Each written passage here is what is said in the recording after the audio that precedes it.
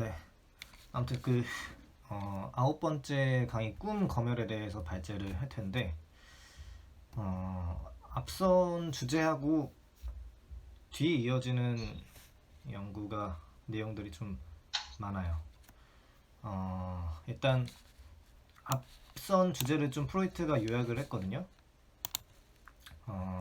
꿈은 그래서 우리가 이야기하기로 꿈의 기능, 뭐 본질 그런 걸 생각해 봤을 때 꿈은 잠을 방해하는 심리적 자극을 환각적 만족이라는 방법을 통해서 제거하는 것이다.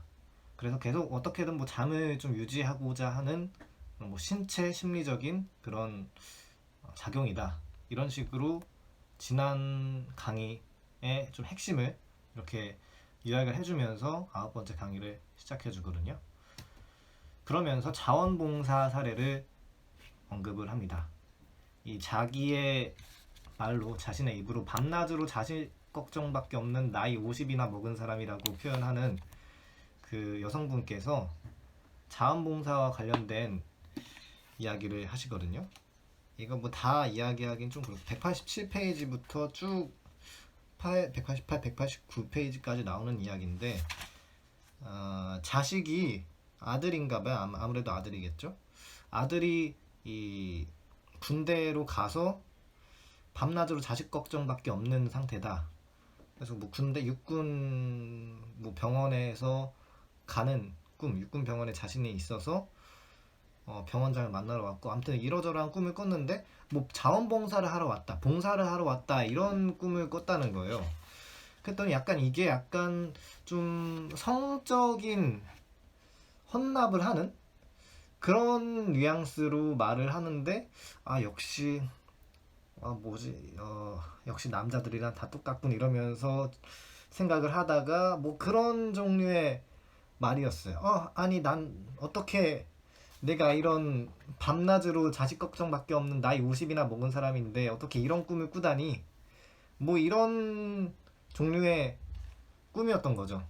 그랬더니 뭐 이렇게 헌납을 한다고 했었는데 장교들이나 뭐 상관들이나 다 이 여성분 보고 정말 대단한 결심입니다. 정말 젊었든 늙었든 그건 상관이 없습니다. 경의를 표합니다. 이런 식으로 말했던 거죠. 어떻게 보면 듣는 사람이 보기엔 좀 웃길 수도 있는 말이지만 막상 경험한 사람이 느꼈을 때는 뭐지 이런 꿈인 거죠. 내가 이런 성적인, 게다가 나이 50이나 먹고, 게다가 더군다나 밤낮으로 자식 걱정밖에 없다고 표현하는 사람이 이런 식으로 생각이 들 수 있는 자원봉사 사례를 듭니다. 그러면서 이거는 좀 쉬운 예시였어요. 쉬운 예시였고 설명을 하는데, 프로이트는 이 꿈의 본질이라거나 해석을 할 때 중요한 건 내용의 빈틈이라고 이야기를 하죠. 아까 제가 말한 그 꿈에서 뭔가 중요한 이야기를 할 때마다 뭐 장교들이나 상관들이 굉장히 머뭇거리고 웅성거리는 순간들이 있었대요. 근데 그때 뭔가 좀 검열이 일어난다고, 그 내용의 빈틈을 좀 생각해 봐야 된다고 프로이트가 이야기를 하는 거죠. 그 순간에 무슨 이야기를 했을까, 상관들이, 장교들이. 그런 식으로 생각을 하면서 세 군데에서 뭐 사라진 것처럼 잘려있다 이런 이야기를 하는데, 뭐 보신 분들은 아시겠지만 그 잠깐 머뭇거리고 웅성거린 순간들이 세 군데 있었습니다. 그래서 보면은 이게 뭐라고 해야 되지? 190쪽에 보면은 굉장히 189쪽부터 189쪽 맨 아래쪽부터 보면은, 그것을 보충해보면 그 공상의 내용은 애국적인 의무감에 가득 차서 장병이나 장교를 막론하고 군인들의 사랑의 욕구를 만족시키기 위해서 자신의 몸을 바칠 각오가 되어 있다는 것일 것입니다. 그것은 정말 엄청나게 추잡스러운 뻔뻔스러운 리비도적인 공상의 전형이라 할 것입니다. 그러나 그것이 꿈속에서 나타나지는 않습니다. 이야기의 관련성이 고백을 필요로 하는 것에서는 바로 불분명한 웅성거림이 꿈속에서 생겨나서 무엇인가가 없어져 버리거나 억압되거나 하는 것입니다. 이런 식으로 이야기를 하거든요. 이게 프로이트가 설명하기를 바로 이 부분이 꿈 검열이라는 이야기를 하죠. 근데 이 꿈 검열이라는 거는 마치 신문 검열의 결과와 비슷하다, 뭐 같다라기보다는 유비 관계로, 비유 관계로 이야기를 하는 거겠죠. 신문 검열의 결과처럼 뭔가 핵심적인 부분이 좀 잘려 나갔는데 그걸 어떻게 좀 추적하고 재구성할 수 있을까라는 게 꿈 검열을 염두에 둔 꿈 해석이 되어야 된다라고 이야기를 합니다. 그래서 이 자원봉사 같은 경우는 어떻게 보면 나중에 좀 이 구장 끝에서 이야기를 하긴 하지만 그 아들에 대한 근친상간적 리비도가 좀 담겨져 있는 그런 꿈이다라고 프로이트가 해석을 하는데, 이게 뭐 동의하든 안 동의하든 아무튼 이런 정도의 자신도 받아들이기 힘들 정도의, 문화적으로 받아들이기 힘든 정도의 상상이나 심리적인 표상이 떠올랐을 때 그거를 있는 그대로 의식에 투여를 하면 정말 너무 충격적이게 뻔함으로 이렇게 신문 검열하듯이, 정부에서 신문 검열을 하듯이 꿈 검열을 이렇게 하는 것이다 라고 설명을 합니다. 아까 그 자원봉사 사례 같은 거는 쉬운 사례고, 그래서 꿈 유형들을 네 가지로 나눠요. 네 가지로 나누는데 191페이지에 나와 있죠. 전체에 대한 부분의 관계가 자원봉사 사례라고 볼 수 있겠습니다. 아까 말했던 자원봉사, 이 경우는 자원봉사 예시처럼 숨김없이 그대로 순진하다고 할 정도로 모습을 드러내는 케이스라고 할 수 있겠고요. 그러니까 어떤 부분을 통해서, 어떤 군대에서의 어떤 그 장면을 통해서 좀 전체를 좀 드러내고자 하는 그런 관계일 수도 있겠고, 암시의 관계는 원래 표현하고자 하는 것 대신에 표현을 완화시키거나 암시로 끝나는 그런 뭐 경우라고, 이게 대다수의 경우라고 합니다. 191페이지에 나오기로는. 그리고 이건 그러니까 뭔가 좀 비슷한 표현이긴 한데 좀 완화시키거나 정도를 완화시킨다. 그러니까 같은 뭐 비유적으로 말하자면 같은 물인데 끓는 물 100도씨보다는 좀 뭐 50도씨 정도로 좀 한다. 뭐 이 정도 양을, 질이 다르다기보다는, 양상이 다르다기보다는 그냥 좀 온도가 좀 낮은, 그 정도가 낮은 정도로 완화시킨다. 이렇게 생각하시면 될 것 같고, 그리고 형상화의 관계. 이거를 이 무슨 관계 이거는 10장의 키워드로 설명이 되어 있어요. 10장에서 이렇게 소개된 그 관계를 9장에는 이 키워드를 용어로 안 썼는데 그걸 좀 끌어다 쓴 거고, 형상화의 관계, 이거는 강조점의 전이가 된 것이다.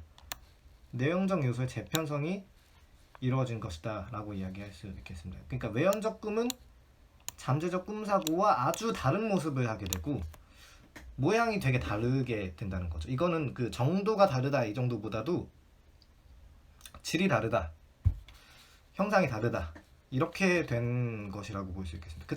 그 때문에 아무도 외연적 꿈에서 잠재적 꿈사고를 쉽게 추측할 수 없게 되는 결과가 나오게 된다고 볼 수 있겠습니다. 그리고 상징관계를 9장에서 언급하지 않지만 10장에서 이야기를 합니다. 이거는 뭐 나중에 10장 발제하시는 분들께서 소개하실 예정이고, 그리고 꿈 해석의 전제들을 정리를 하죠. 지금까지 얘기했던 전제들을. 이게 아마 어디 쪽이지? 196쪽에 나와 있는 건데, 참고로 얘기하자면 꿈에는 어쨌거나 어떤 의미가 있다는 것, 그 당시에는 무의식적인 정신 과정이 존재했었다 라는 사실을 최면 상태로부터 잘 추론해냈다는 것, 추론할 수 있었다는 것, 그리고 모든 연상 내용들은 이미 결정되어 있다는 것. 좀 결정론적인 생각이죠. 그러니까 어떤 자유연상을 하라는데 안 떠오르면 어떡할 것입니까? 그리고 그게 자의적인 건 아닙니까? 라고 이야기를 반론했었던 사람들이 있었지만 거기에 대해서 모든 연상 내용들은 이미 결정되어 있다. 사람의 사고나 그런 것들은 다 결정되어 있는 것이다. 이런 이야기를 했었던 바가 있었죠. 아마 6장인가 그쯤에서 7장인가 5장인가 아무튼 거기에서 저번 주 때 그런 얘기를 했었죠. 그리고 우리가 이러한 전제의 근거에서 꿈 해석에 대해 납득할 수 있을 만한 결론에 도달했다면 이러한 전제도 역시 옳은 것이라 결론 짓는다 해도 무방할 것입니다. 라고 이야기를 합니다. 그런데 사람들이 이런 얘기를 하죠. 그런 일은 도저히 있을 수 없어. 그건 너무 불쾌한 일이야.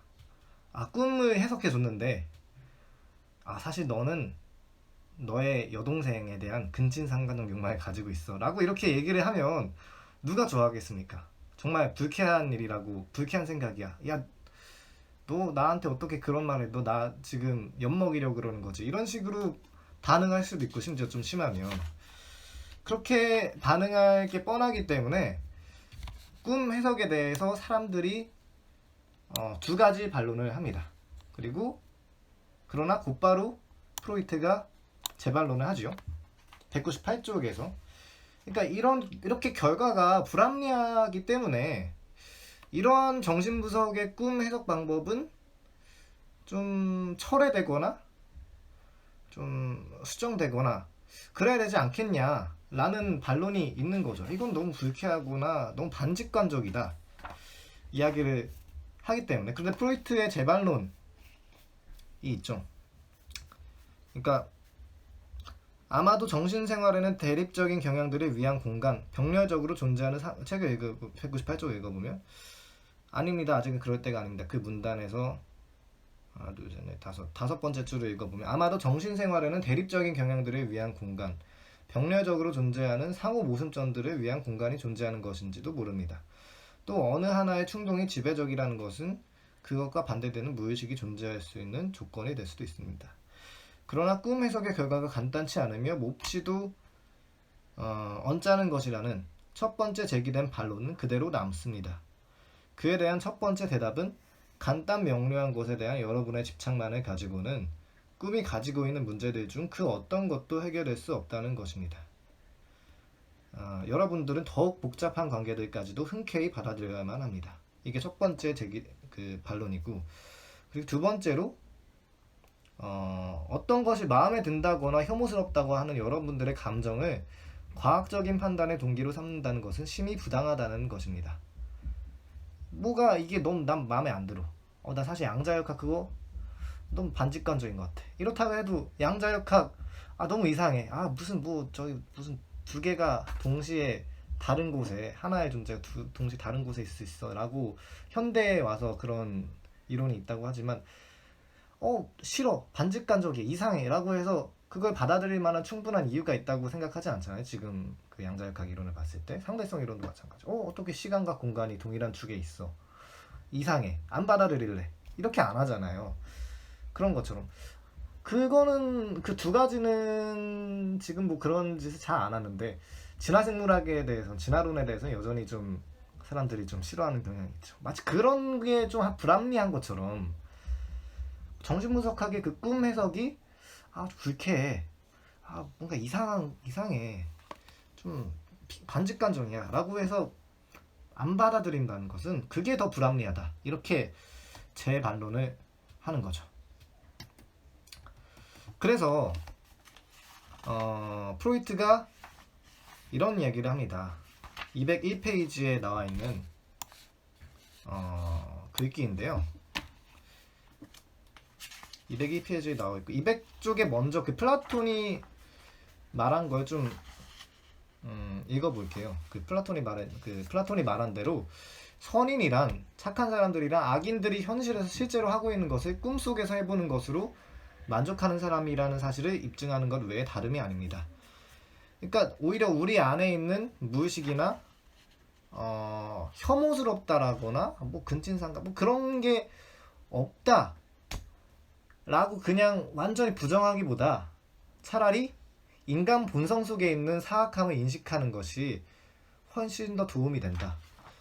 생각만 하는 건 그렇게 또 이상하거나 나쁜 거 아닙니다. 실제로 정말 질투를 느끼면서 살인을 하고 치정살인을 하고 저기 전쟁에 나가 실제로 사람을 죽이고 그런 사람은 얼마나 많습니까? 이런 얘기를 199쪽에서 하는데 그거보다 차라리 우리 안에 있는 사악함을 인식합시다 이런 이야기를 합니다. 한번 읽어보면 인간의 본성 속에 있는 사악함을 우리가 특별히 강조하고 있는 까닭도 실은 다른 사람들이 그것을 부정하려고만 하기 때문입니다. 그렇게 하여 인간의 정신생활이 개선되는 것이 아니라 더욱 이해하기 어렵게 되기 때문입니다. 우리가 편협한 윤리적 평가를 포기하기만 한다면 인간의 본성 속에 있는 악과 선의 관계에 대한 더욱 정확한 공식을 발견하게 될 것입니다.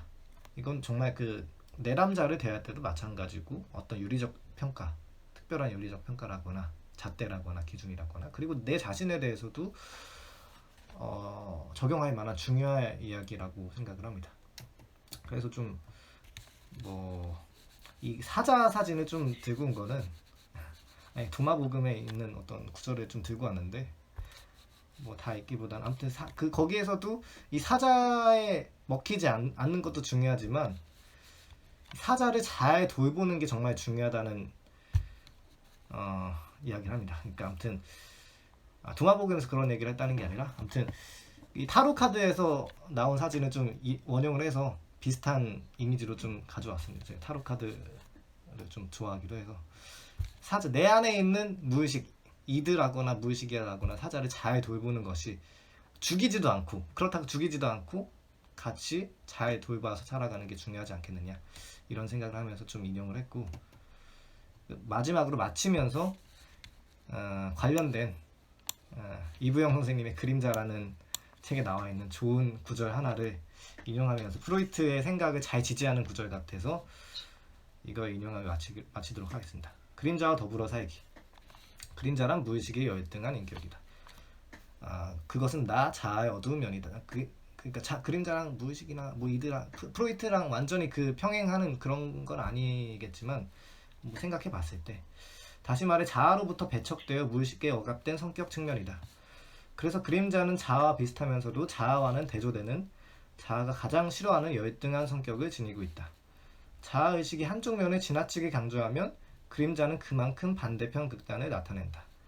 그러나 우리가 우리의 마음속에 전율할 만한 파괴적 충동이 존재한다는 사실을 인식하는 것만으로도 우리는 우리 자신과 인류를 위해 큰 공헌을 한 것이다. 그러한 인식은 무의식의 원형적 그림자에 사로잡히지 않는 면역력을 주기 때문이다.